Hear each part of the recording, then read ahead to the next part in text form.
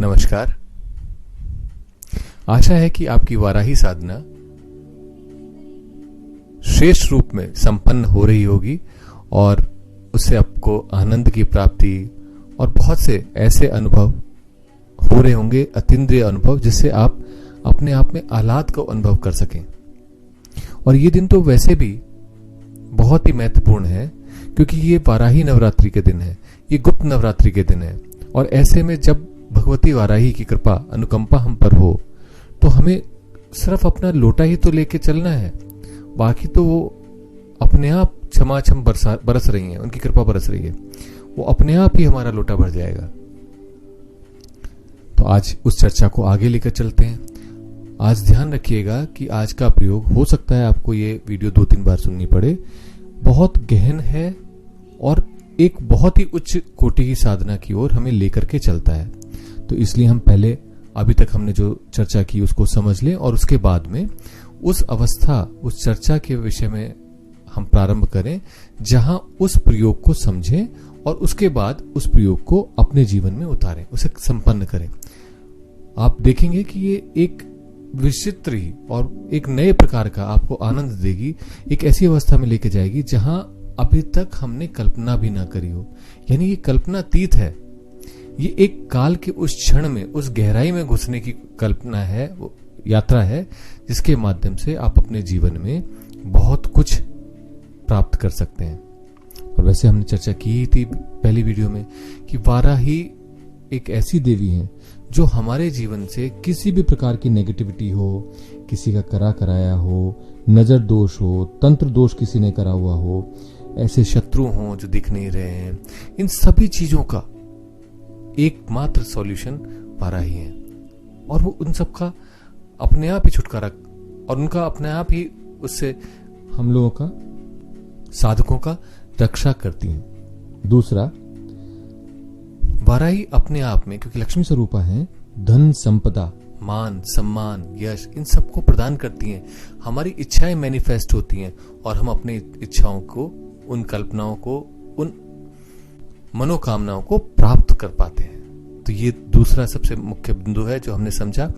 और तीसरा ये है कि वाराही एक ऐसी देवी हैं जिनकी साधना करने से हमें ज्ञान की प्राप्ति होती है। मन की लौ थोड़ी स्थिर होती है तो हम उसे प्राप्त कर पाते हैं। जो हमारे चारों तरफ कृपा बरस रही है, वो जो ज्ञान हमें मिल रहा है उसे हम स्वीकार कर पाते हैं। और वो जो ज्ञान है उसके प्राप्ति के साथ साथ सबसे बड़ी जो दुर्लभ घटना हमारे जीवन में घटित होती है वो ये है कि हमारे स्पिरिचुअलिटी के, आध्यात्म के यात्रा के रास्ता द्वार खुल जाते हैं। तो ऐसी दुर्लभ साधना को तो हमें करना ही चाहिए। तो आज हम उसके तीसरे चरण में प्रवेश करने वाले हैं। तो दूसरे चरण के विषय में भी समझ लें। दूसरे चरण में हमने जाना कि अग्नि की 3 कलाएं होती हैं और वास्तव में तो अग्नि की 10 कलाएं हैं, लेकिन ऐसी 3 कलाएं होती हैं जो दिव्याग्नि हैं, जो कि हमारे शीश के अंदर होती हैं। और ये हमारी 2 आंखें और एक भ्रूमध्य इससे संबंधित हैं।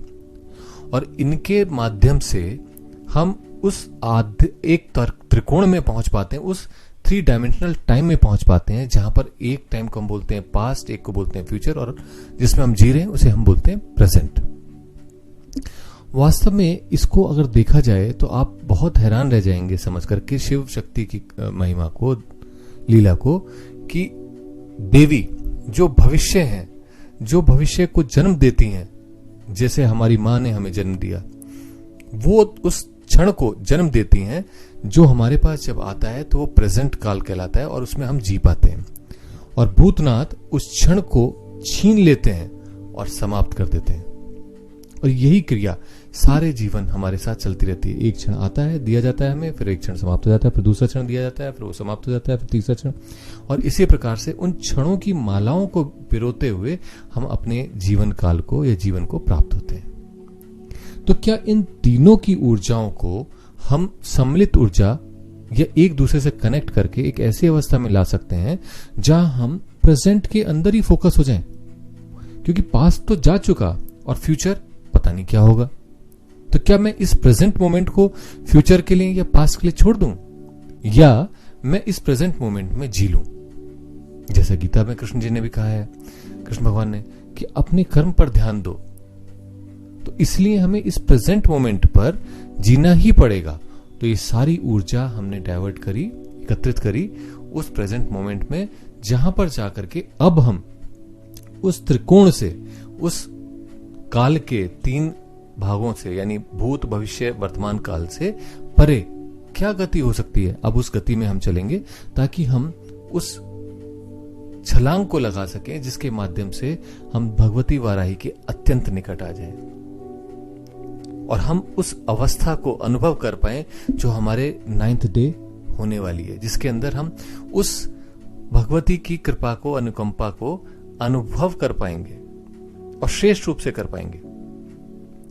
तो आज की इस चर्चा का, यानी तीसरे पड़ाव का, जो पंचमी को घटित होती है, उसको हम समझने का प्रयास करते हैं और इसे आज ही करना प्रारंभ करेंगे। इसके अंदर हम अब तक जो हमने त्रिकोण तक पहुंचे थे, अग्नि की 3 कलाओं को जागृत किया था, वो तीनों कलाएं, तीनों अग्नियां एकत्रित होकर के ऊर्जा के उस स्तर तक पहुंच जाती हैं जहां पर वो फ्लो हो सकती हैं। अब आपने देखा होगा, मान लीजिए फर्श के ऊपर आप एक पतली सी धारा पानी की छोड़िए, गिरिए, तो वो थोड़ी दूर तक जाती है और उसके बाद फर्श पे पूरा पानी चिपक जाता है, खत्म हो जाती है, फिर धारा चल ही नहीं पाती। तो ऐसे ही हमारे जीवन में ये अग्नियां जागृत होने के बाद भी हम जब तक उस अग्नि को उस लेवल तक नहीं ले आते, उतना क्रिटिकल वॉल्यूम तक नहीं ले आते कि वो अपने आप में फ्लो हो सके, तो तब तक क्या होगा, वो जैसे ही निकलेगी और हमें उस अगले स्तर तक ले जाने की कोशिश भी करेगी तो अपने आप सूख जाती है। वो धारा जल की अपने आप ही समुद्र तक नहीं पहुंच पाती, पूर्णता तक नहीं पहुंच पाती, समाप्त हो जाती है।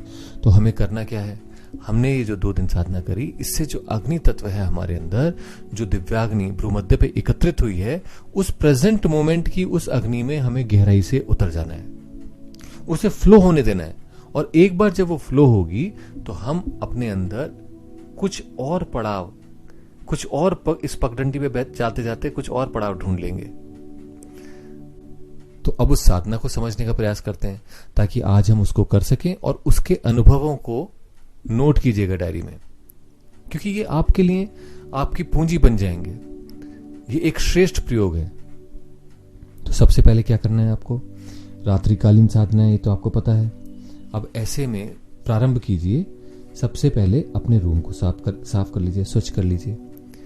खुद यदि संभव हो तो स्नान, नहीं तो संक्षिप्त स्नान कीजिए। और जब आप साफ सुथरे होकर के बैठ सकें, यानी आपके अंदर किसी भी प्रकार का तनाव, खिंचाव ना हो, और अगर है तो अपनी श्वास को उस पर ध्यान दीजिए और धीरे धीरे गहरी सांसें लीजिए। कुछ सांस लेने के बाद में आप अपने आप में रिलैक्स सा महसूस करेंगे।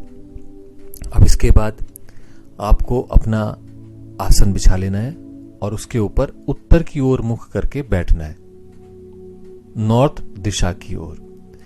अब जब आप बैठेंगे तो आपको पद्मासन लगाना है।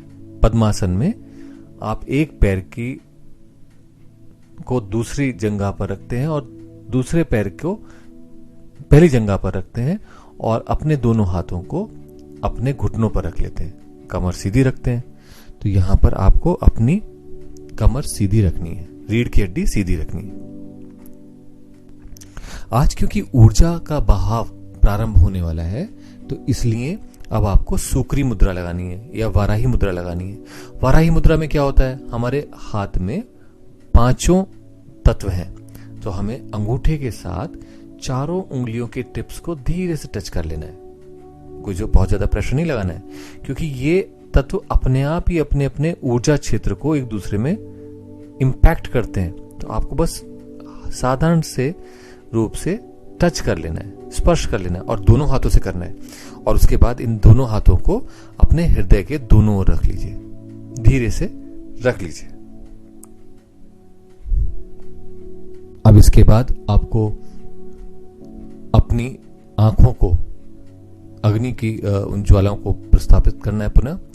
तो दाईं आंख के ऊपर इस मुद्रा से स्पर्श करते हुए राइट हैंड से बोलिए हम कपिलाय नमः।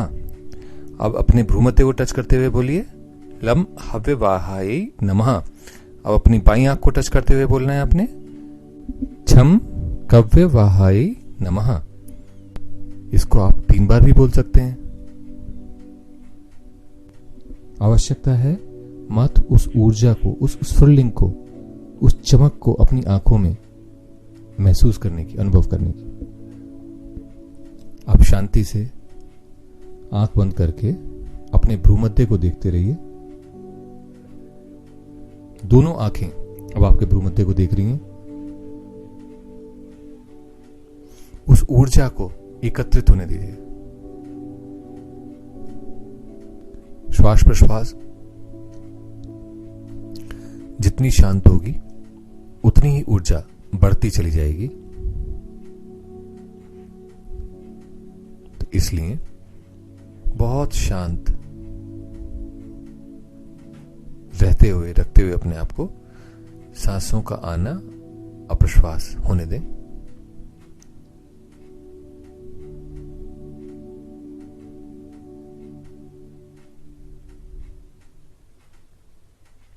अब यहां पर आपको थोड़ा सा समझने की आवश्यकता है कि अब जिस जगह, जिस बिंदु को आप देख रहे थे भ्रूमध्य को, अब उसी रास्ते पे अपनी दृष्टि को पीछे की ओर खींचना प्रारंभ करें।